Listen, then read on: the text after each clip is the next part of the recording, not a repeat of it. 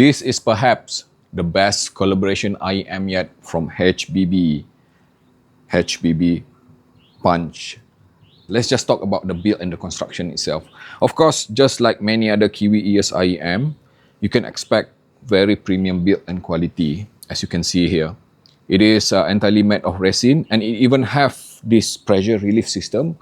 The weight is at around 5.5 gram, which is fairly lightweight still, considering that the size of this punch here is somewhat kind of a bit larger than other IEM, because you have to remember it is a hybrid with 3-way crossover and with 2 Sonian EST drivers, 2 Knowles balanced amateur driver, and 1 dynamic driver. So there's a lot of things to cram inside this thing. So it is kind of a bit large, but at least it is lightweight enough. You just need to get used to the larger feel of it. But after a while, I've been using it for quite a while, no issue at all with comfort, and the seal is really good, as per expected, like most other resin-based IEM. And the ear tip, Kiwi Ears have opted to provide only one type of ear tip, which I believe is optimized for this punch. It is comfortable as it is sealing really well. And on top of it, you're also gonna get these premium looking cables, and you have to choose whether you're gonna get 4.4 mm balance or 3.5 mm single-ended, because this is a permanent connection.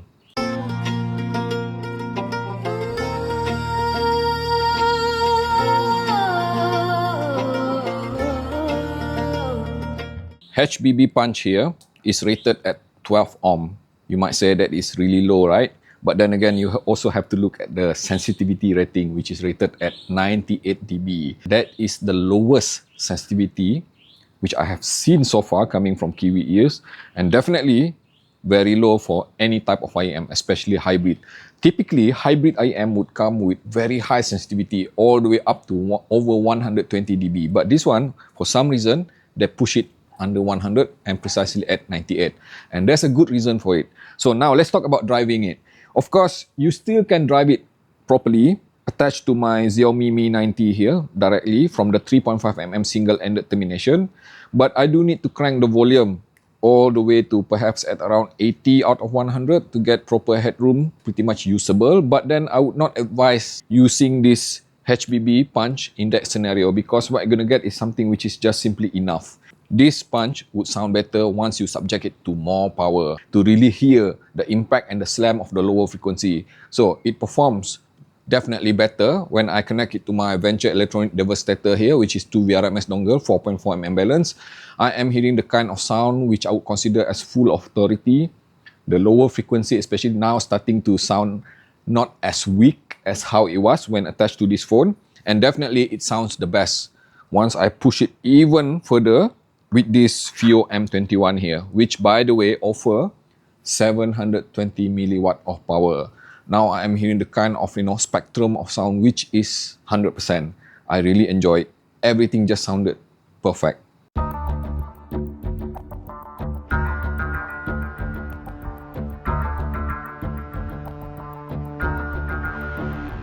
Now, did I mention earlier that HBB Punch is perhaps the very best HBB IEM collaboration yet? And if you know anything about HBB, he is a bass head. He loves big bass. So let's talk about this element of sound and performance. Alright, so let's start with the way it presents the sound itself.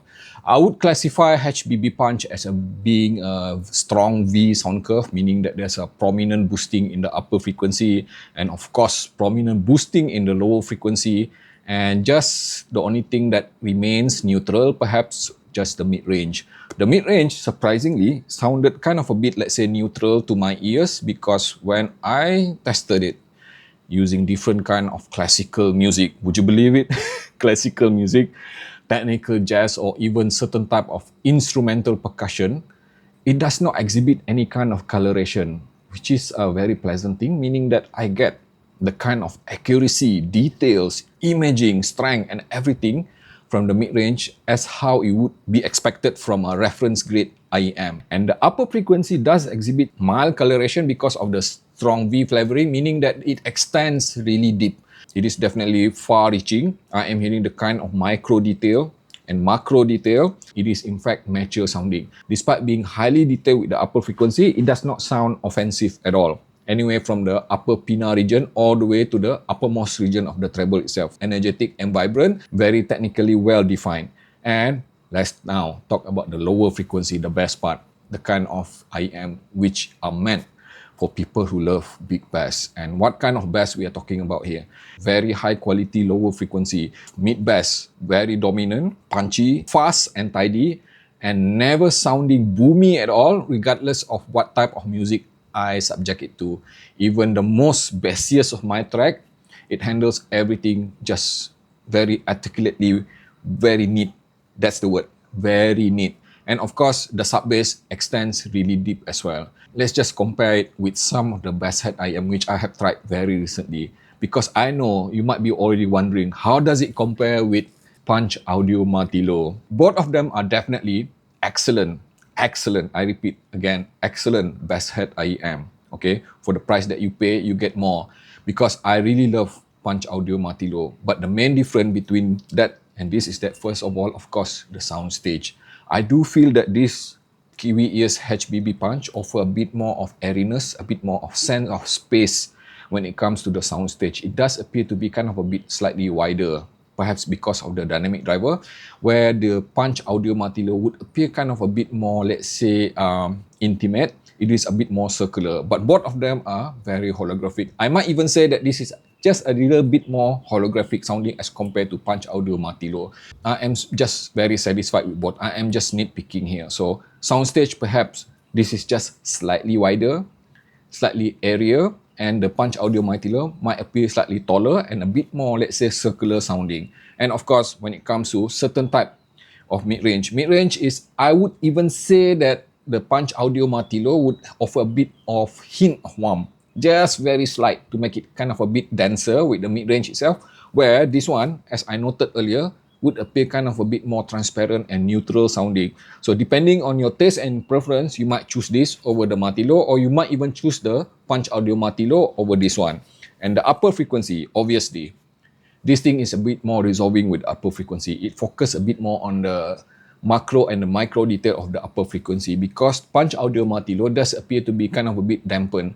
So meaning to say that if you are bass head who happen also to be kind of a bit treble sensitive, then you might even say that this HBB ears, Kiwi Ears HBB Punch would be kind of a bit brighter sounding as compared to the Punch Audio Multi-Low. Otherwise, both of them are just super excellent, especially if you love bass. So I might even say that, talking about the lower frequency performance, both of them are just super excellent when it comes to fast and tidy bass.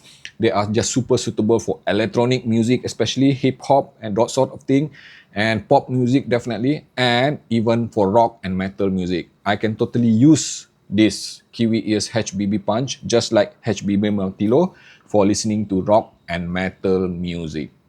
Thank you so very much for watching the video until the end, without skipping, I hope. Now click like and subscribe, and also follow me on Instagram under the name of AV. And also, if you'd like to support me directly, you can join the membership below for behind the scene, especially for AAV Insider and above, which will allow you to see what I am doing behind the scene.